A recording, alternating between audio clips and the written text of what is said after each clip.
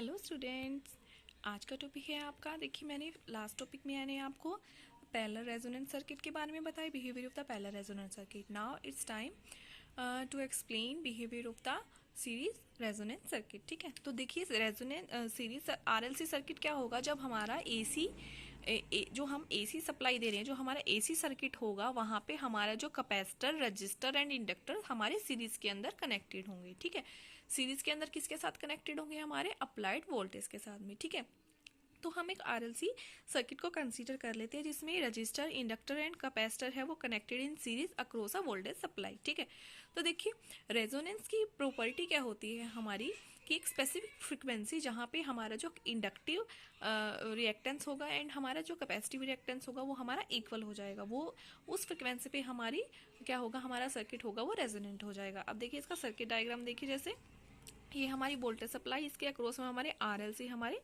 Series में connected है। तो देखिए जो हमारी एनर्जी स्टोर होगी वो हमारी दो तरह से होगी इसके अंदर। सबसे पहले तो करंट फ्लो, अगर करंट फ्लो करेगा इंडक्टर में करंट फ्लो करेगा तो जो हमारी एनर्जी स्टोर होगी मैग्नेटिक फील्ड के अंदर। अगर हमारा कैपेसिटर चार्ज हो रहा है तो एनर्जी स्टोर किसके अंदर होगी, किस फील्ड के अंदर होगी? हमारी स्टैटिक इलेक्ट्रिक फील्ड के अंदर होगी। ठीक है, तो देखिए मैग्नेटिक फील्ड अगर हमारी इंडक्टर के अंदर हमारी जनरेट हो रही है, किसकी वजह से जनरेट हो रही है? क्योंकि सर्किट के अंदर करंट फ्लो है।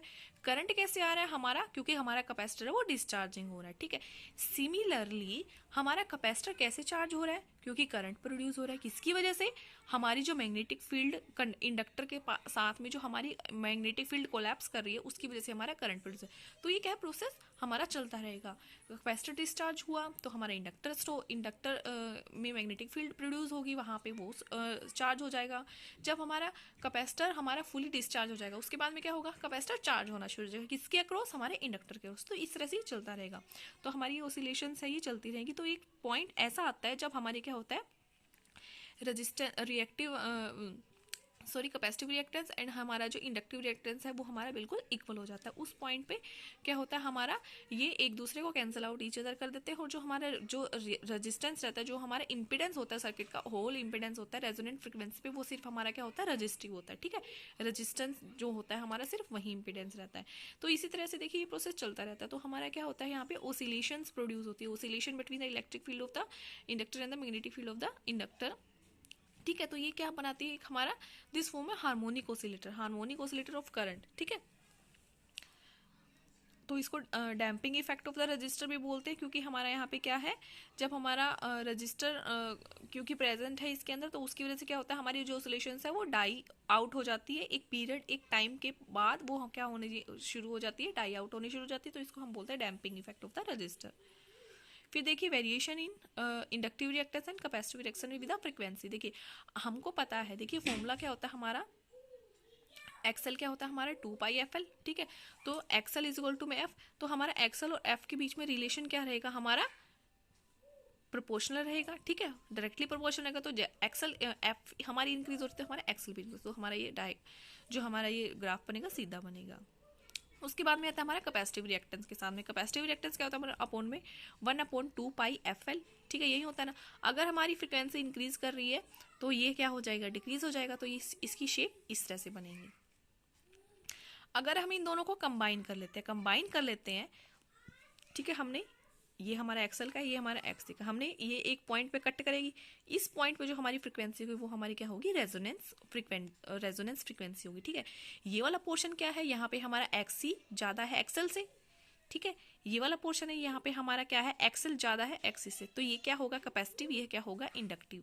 ठीक है, उसके बाद में क्या आता है, अगर हमारी रेजोनेंट फ्रिक्वेंसी निकाले तो रेजोनेंट फ्रिक्वेंसी कब होती है, जब हमारा एक्सएल इज इक्वल टू में एक्ससी, यहाँ पे एक्स सी आएगा। ठीक है, एक्सएल क्या है हमारा 2πfl, एक्स सी क्या है और अपॉन में 2πfc। तो दोनों को इक्वल रख दे तो 2πfl is equal to 1 upon में 2πfc।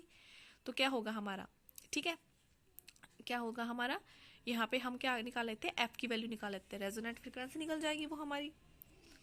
तो हमारी फ्रिक्वेंसी हम निकालेंगे तो ये देखिए ये क्या होगा हमारा, एफ आर क्या हो जाएगा हमारा 2π√LC। तो हमारी एफ आर रेजोनेंट फ्रिक्वेंसी की कंडीशन क्या आएगी हमारी, 1/2πLC। ठीक है, अभी देखिए ये हमारा इम्पीडेंस का ग्राफ, इम्पीडेंस, ठीक है। यहाँ पे सेम एज इट इज़ इसी तरह से हमारी बनेगी। यहाँ पे हमारा एक्सी ज़्यादा होगा, यहाँ पे हमारा एक्सएल ज़्यादा होगा, ठीक है। तो ये हमारा कैपेसिटिव, ये वाला पोर्शन हमारा इंडक्टिव हो जाएगा। ये जो पॉइंट होगा हमारा जहाँ पे बिल्कुल लो है, ये वाला पार्ट है, ये जो पार्ट है इसको हम बोलते हैं डायनेमिक इम्पीडेंस। ये यहाँ इस पॉइंट पे है जो हमारा इम्पीडेंस है वो सिर्फ रेजिस्टेंस के इक्वल होता है। हमारा एक्सएल और एक्सी क्या हो जाता है, हमारा कैंसिल आउट करके ये हमारा 0 बन जाता है, ठीक है। तो this is all about the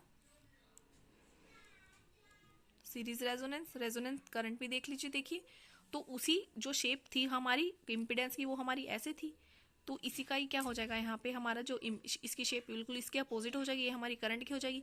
इस पॉइंट पे हमारा इम्पीडेंस लो था, तो इस पॉइंट पे इम्पीडेंस लो है तो हमारा करंट क्या होगा, हाई रहेगा। यहाँ पे हमारा एक्सी ज़्यादा था, यहाँ पे हमारा एक्सएल ज़्यादा था, ठीक है। यहाँ पे दोनों पे रेजिस्टेंस ज़्यादा था तो हमारा करंट ऑब्वियसली कम होगा। तो ये हमारा यहाँ पे करंट ये वाली शेप बन जाएगी इसकी। यहाँ पे हमारा करंट क्या है, V अपॉन में ZC, यहाँ पे क्या है, V अपॉन में ZL, क्योंकि ये कैपेसिटिव पार्ट था, ये हमारा इंडक्टिव पार्ट था, ठीक है। ओके सो ये आपका टॉपिक होता है हमारा आपका series resonance complete. Thank you.